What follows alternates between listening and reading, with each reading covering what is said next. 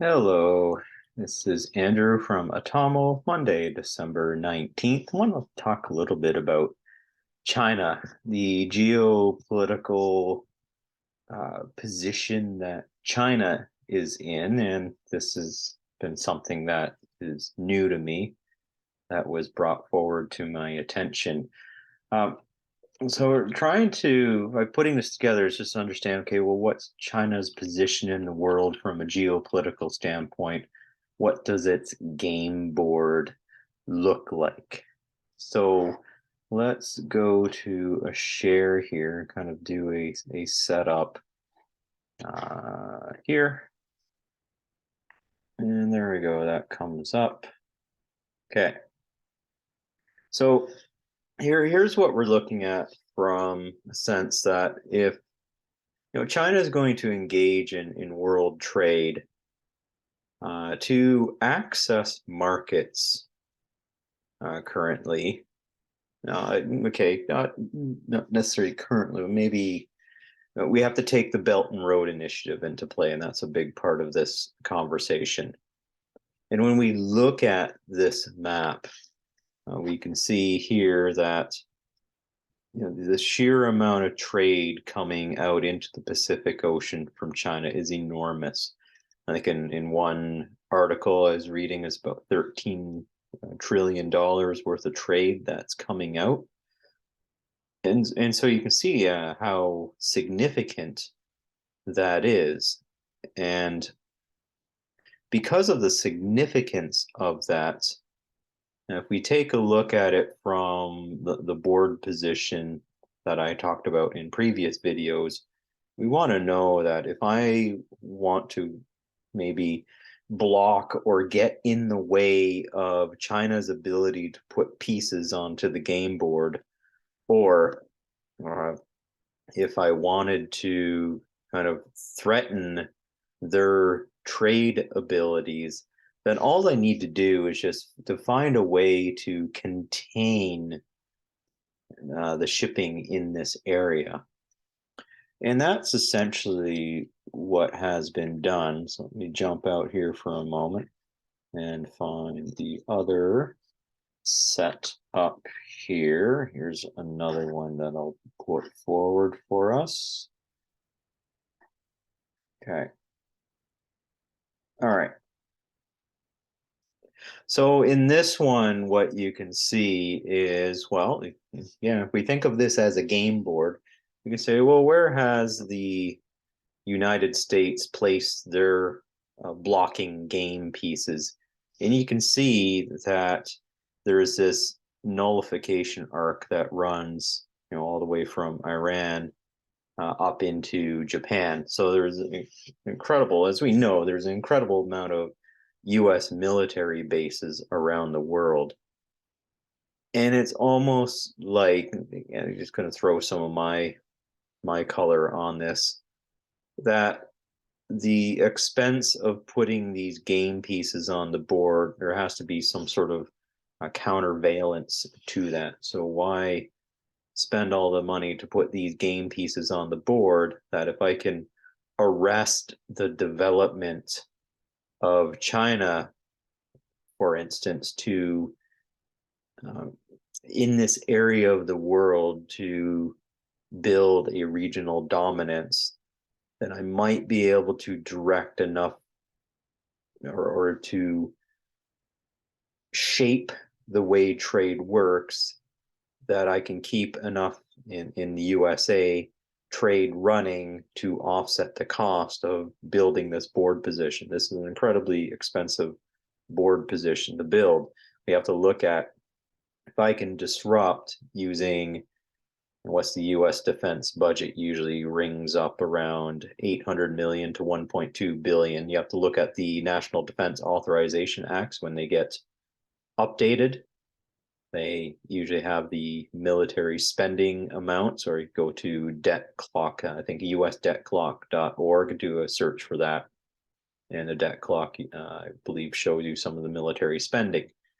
So if I'm going to, let's put around billion on the table to shape possibly trillions of dollars worth of Chinese trade, and maybe I can dampen the trade enough or to create risk such that the US can fill in some of that uh, trade imbalance with their own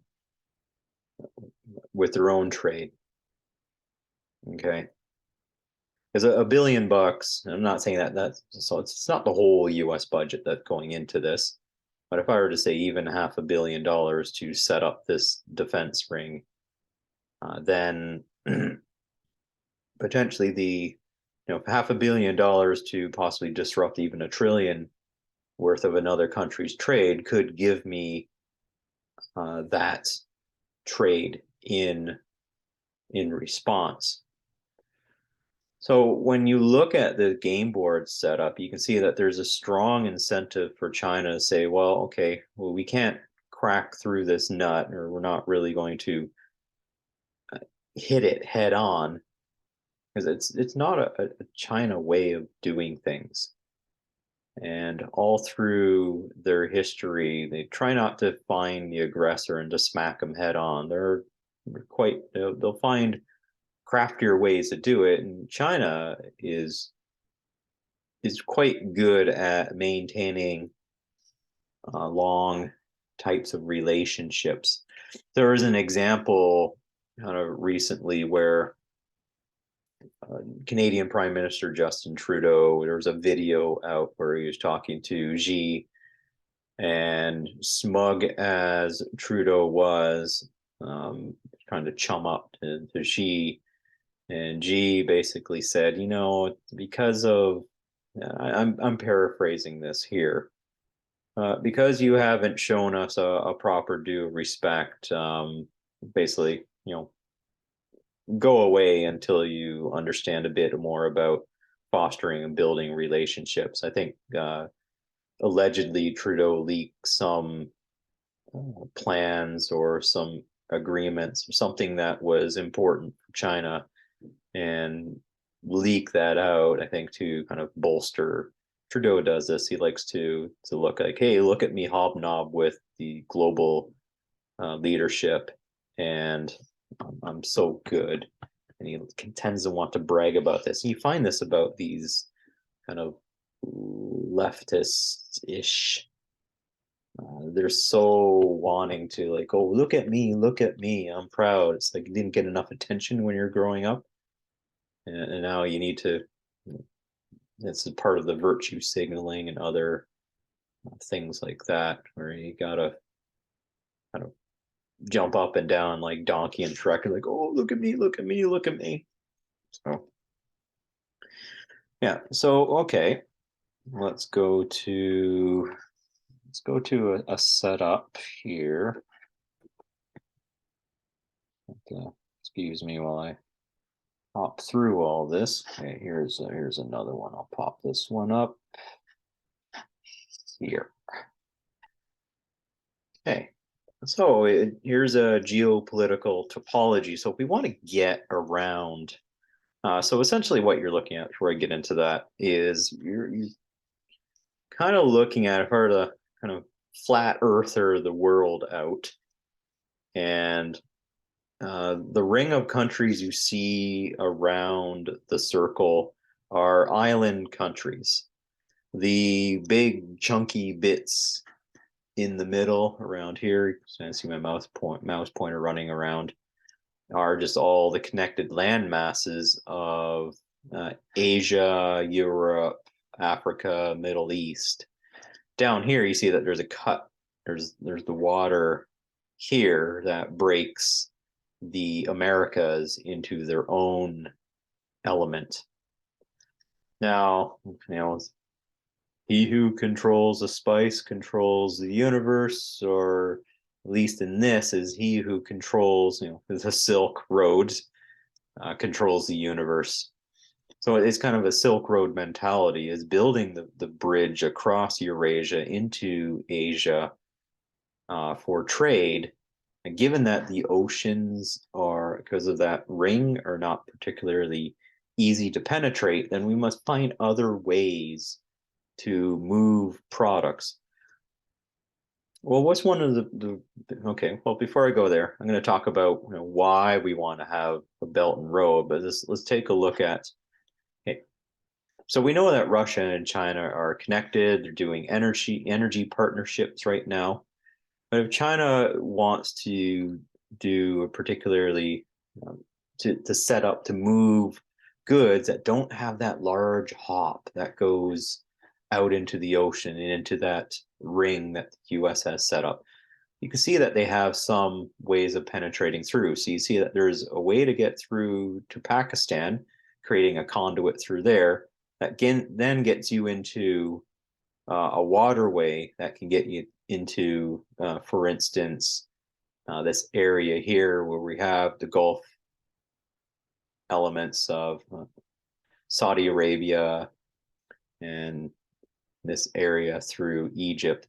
You know that Israel sits right here. Israel is on the bounding point between the Mediterranean here and the Arabian Gulf area. So if you check on Google Maps, you notice that there's a little point where if you were to traverse that, you'd be able to, uh, well, you'd have to go into Egypt, but there's a little point where you can get into Egypt. If I just wanted to come across land, then Israel does have a slight area where you'd have to traverse through. So that's that. Myanmar is very significant. So there's a lot of um, so there's a Belt and Road piece that goes through Myanmar, and you get access to this area again. So you'll see that Myanmar is important. India, if you can make India friendly enough, I think there's a bit of Belt and Road going through India, definitely Pakistan. Looking to make Iran friendly because then you get the Pakistan, Iran, and Turkey connection here. You see how I talked in videos before where Turkey's at a geopolitical cross section because they have the Black Sea zone, but also they have that access point out into the Mediterranean. And with all the gas that comes up through Iran, Iraq, you can route some through Greece as well. That sets up in a very important point of flow.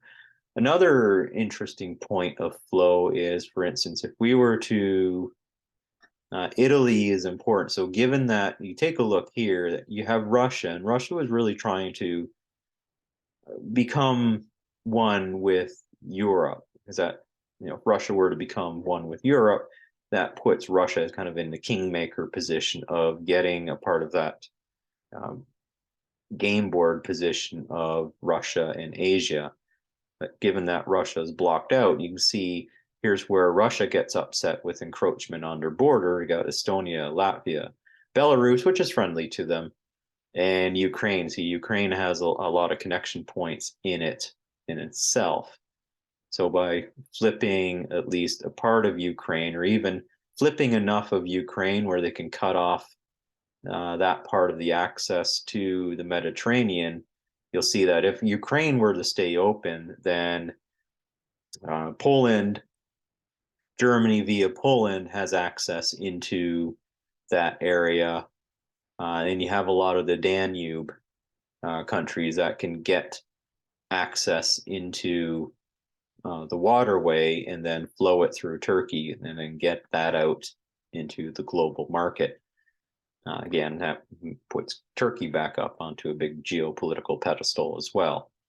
And they just don't have enough of the power to. So that's why Erdogan plays an odd game of playing different countries off of each other to keep their board position pretty significant. But the other one is Italy down here. Italy is a good connection point into the southern areas of Europe, because if we take Turkey and just flow through here, we could pop into Italy quite easily. And then there's also other route points. So if China were to just say connect through Myanmar, do a short hop over here, pop through Egypt, or pop through Egypt and Libya to get out, and then to pop up into Italy, then you have ways of moving potentially goods into Europe, given that this axis here with Ukraine doesn't materialize significantly, because then that cuts off the parts of Europe that you may have some trading relationship, but you find that these areas in Europe are tending more toward cold relationships. Poland's going cold, Germany's going cold, and then they're trying to pull the others with them. You got Hungary has an interesting slice here. But if you have to take Hungary, then you have to take Serbia in order to get to this line. Then you have to flip Bulgaria, which is again not playing very well. But Italy. Then you have to so I can keep going through what ifs, and permutations here. There's a whole bunch of them, but each of these boundary points creates a geopolitical friction point. That if we wanted particular Hungary countries to be friendly, then we'd have to flip other countries in the stack. So an interesting one, if I find, if I can zoom into this a bit, Jordan, yeah. So if we have Qatar here, Qatar wanted to get gas over into Turkey because they have a very large supply. Then they'd have to move that, possibly out, then up into Iran or up into Iraq, or if it was friendly enough, then Iraq through Syria. So if we were to capitulate Syria, then just perhaps if Israel is friendly enough, then we can start to move stuff through some of these other areas, or routing it through Iran. But then, Qatar versus Iran, while they are in the Middle East, you do have big Uncle Sam that likes to play in with those relationships. So that gives you a setup. And then let's pull one of the other diagrams here to give you another setup with the Belt and Road that's happening now. This gives you an idea of some of the pathways that are already in play. I talked about the pathway going through Myanmar, the pathway going through Pakistan that they have set up. All this in blue, though, would be typical shipping zone if I were just to do traditionally throw it on a boat, but then see these choke points, especially down here in Singapore, is all choked up. And then areas in the Indian Ocean have US influence, and Philippines definitely has that US influence, in Japan as well. So there's ways that if a kinetic conflict were to emerge, then your shipping becomes extremely vulnerable. And we can't leave it to the collective West, say, no, don't play with our shipping. They'll actually do active blockades. We hope that they don't start shooting civilian traffic, but one rule for them, rule for me, but not for thee, or rule for thee, but not for, anyhow, yeah, you kind of get what I'm going at there. But you take a look at, some of these pathways when they get these rail and roads all established. And I was mentioning, well, what's the significance of this? Why spend all this money and all this effort to do this? So some things, like, for instance, you see that there's a little bit of Belt and Road building up down through here. There's some, don't have a legend on here, but there's possibly some areas in Sudan. Sudan has been working with Belt and Road for quite a while. And I have to pull the kind of the colonial influence map of Africa to show you where some of the colonial bands are. But especially if you can get into Sudan and kind of hit the Sahel area here and kind of move like a route through, think of old Timbuktu back in the day, where I can move my materials through there and maybe find a country and pop it up into the sea, or give a land crossing and possibly move this over into the areas of West Africa and help to support them. There's also a humanitarian aspect to that as well. Is if the colonial, we talked about the French colonial franc and the colonial influences over in the Sahel area in Africa. If we're to flip those, build out Belt and Road, and get cooperation to sustain that, then you can create some intertrade through Africa, or even set up. One way to help refugee flight is to actually support or go into a country and have them to develop their own resources, develop their own industries, provide them with technology and industry so that they can self-determine better and perhaps build goods and products at, given China is now on an ascent, they're going to be looking for, well, if we want to do a nominal wage transfer to another area, they can look at using Africa as potentially how the West uses China. Well, China can then use Africa.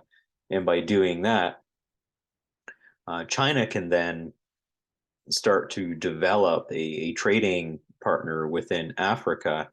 And through that, if you get enough money, get enough lifting people out of poverty, then what happens is, hopefully a lot of the problems that you see start to ameliorate, because people, when they now are elevated to a middle class position, they'll want to tend to maintain that, and they won't wreck the status flow. So a lot of the conflicts and regional conflicts should start to diminish as we start to equalize. Okay.